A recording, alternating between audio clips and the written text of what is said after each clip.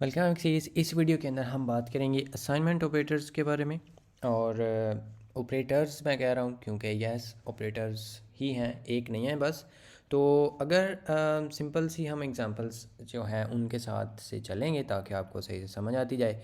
तो यहाँ पे अगर मेरे पास एक नंबर है और एक अदर है, मैं दो वेरिएबल्स बनाता हूँ अनइनिशियलाइज्ड। तो इनको अगर तो इनको हम अभी तक असाइन करते आए हैं लाइक दिस। तो ये जो होता है ये हमारा असाइनमेंट ऑपरेटर है।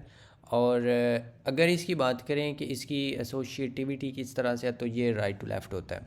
राइट टू लेफ़्ट होने का क्या मतलब है कि जो भी इसकी राइट साइड पे चीज़ें होती हैं वो इधर आती हैं, फिर वो इधर आती हैं एंड सो ऑन, मतलब ये राइट से इस साइड पे चलता है। अब इसका मतलब ये है कि आप इसको ना नेस्ट तो नहीं, या फिर आप इसको मिक्स कर सकते हैं। लाइक आप ये कर सकते हैं कि 23 जो है वो अदर को दें और अदर की वैल्यू जो भी बनेगी वो नंबर को दे दें। तो आप मतलब इस तरह से इसको चेन जो है, चेन तो नहीं खैर इसको बोलेंगे, इस तरह से आप मतलब असाइनमेंट ऑपरेटर जो है उसको यूज़ कर सकते हैं।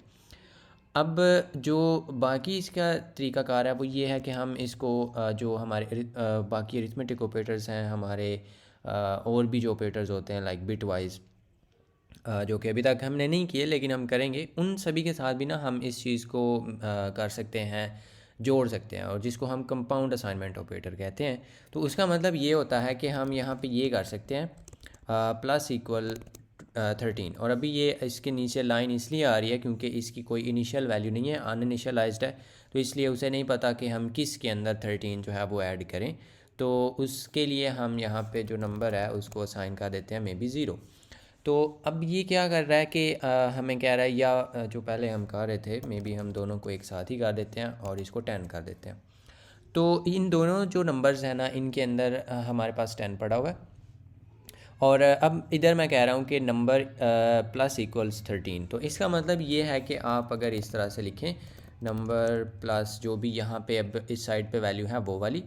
और बेसिकली ये क्या होता है कि ये जो वाली साइड ये वाली है ना, ये पैरेंथेसिस के अंदर होती है। और पैरेंथेसिस के अंदर होने का मतलब इसका ये है कि ये वाली साइड पहले इवैल्यूएट होती है, और वो जो भी यहाँ पे आपने ऑपरेटर यूज़ किया ना ये वाला, ये असाइनमेंट वाले के साथ जो भी है वो वाला फिर उस के साथ होगा। जो भी राइट साइड पे चीज़ हो रही है वो पहले होगी।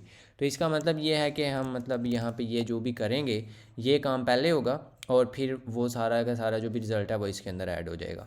तो इस तरह से आप इसको जोड़ भी सकते हैं। अब ये क्या करेगा, जो भी इस नंबर की प्रीवियस वैल्यू है उसके अंदर 13 जो है वो ऐड कर देगा।